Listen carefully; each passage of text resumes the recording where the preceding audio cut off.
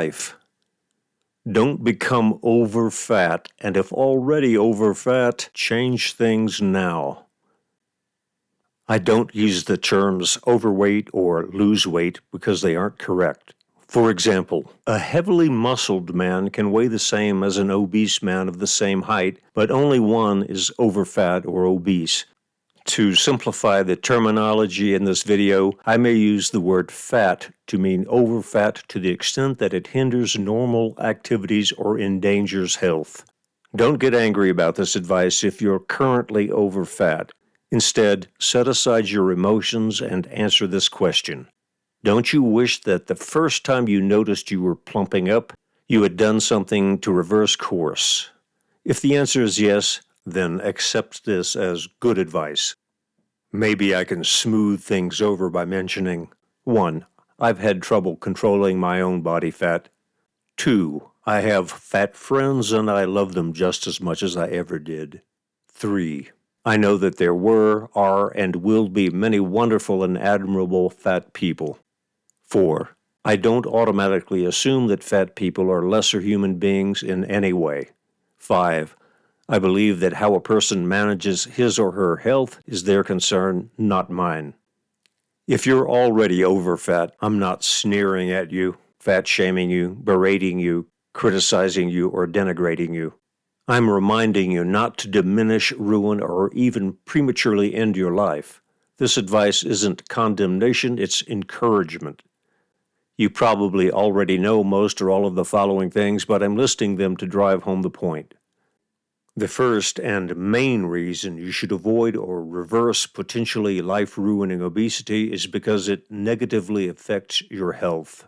The more overfat you are, the harder your heart must work to pump blood through your body, and the greater the risk of plaque buildup in your arteries, and the greater the risk of heart trouble. The more overfat you are, the greater the stress on your spine, major lower joints, and your feet, which can lead to permanent damage. The more overfat you are, the more likely you are to avoid exercise, which can lead to getting even more obese and more out of shape. Obesity is associated with a greater risk of getting cancer. Obesity is associated with a greater risk of dementia in later life. Obesity is associated with a greater risk of having a stroke. Obesity is associated with a greater risk of type 2 diabetes. The second and main reason to avoid or shed excess body fat is daily enjoyment of life. If you're somewhat thin or you have a normal amount of body fat, and assuming you don't have any physical disability, it's easy to move yourself around in the world. You can comfortably walk, run, climb, swim, ride a bicycle. You can easily sit, stand, kneel, jump, bend over, lean back, twist sideways, reach up, stretch out. You won't run out of breath as soon. You'll have more physical endurance. And as mentioned previously, in all your activities, you'll reduce the probability of damaging your arteries, heart, spine, leg joints, and feet. The third main reason you should avoid excess body fat is the unknown ruin it can cause in your life. I'm talking about unrecognized missed opportunities. As with your teeth, it's hard to hide your basic body shape from other people. They'll make assumptions about you based on how your body looks. Some assumptions will be correct, some not, but assumptions will be made like it or not. These days, an athletic-looking or even merely slimmer body suggests these things to other people. 1. This person is generally healthy and physically active. 2. This person has good self-control regarding the great temptation posed by food and probably has good self-control in other areas. 3. This person doesn't have emotional issues that are assuaged by eating. 4. This person's priorities include personal mobility, overall health, and, depending on the particular body, strength and/or athletic ability. 5. This person is less likely to become obese and therefore is less likely to have obesity-related health problems and related medical costs. 6. This person will probably have a longer life.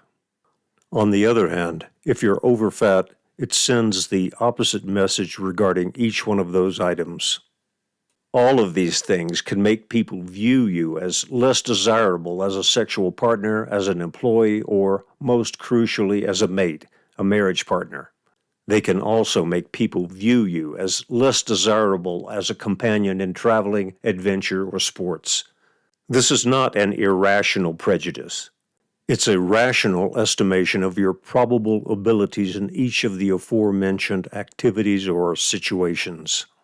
I would guess that the most common fear people might have regarding marrying someone who is even moderately overweight is that after marriage he or she will keep gaining weight. If you're currently moderately overweight yourself, you can take offense at the idea of being rejected for this reason, but it's not irrational. Gaining weight after marriage, even for people who previously had normal or even lower amounts of body fat, probably happens far more often than not. Furthermore, it's probably a very common factor, maybe even the primary factor, in many divorces. In advanced societies, it's very easy to become obese because 1. Most of us don't do strenuous labor. We sit or at most stand for much of the day. Even a heavy machinery operator sits at work. 2. We have a significant amount of free time, most of which is spent sitting or lying down, and if bored, we sometimes turn to food for stimulation. 3. Food is readily available, including a lot that's fattening or that apparently contributes to insulin-related problems, such as type 2 diabetes. And 4. Gaining excess weight happens fairly slowly, so we adapt to it. Noticing that our clothes are fitting tightly is probably the first warning sign for most of us.